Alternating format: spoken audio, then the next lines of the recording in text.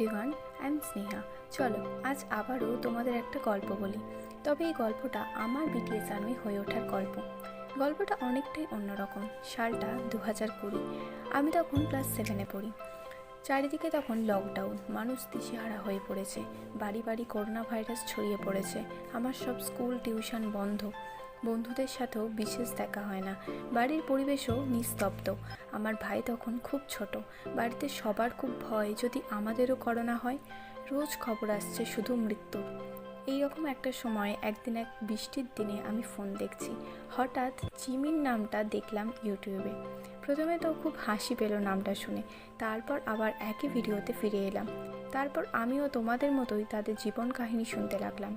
তারপর আস্তে আস্তে আর্মি হয়ে উঠলাম। আমার মধ্যে অনেক পরিবর্তন এলো। ভীতু থেকে আত্মবিশ্বাসী হয়ে উঠলাম।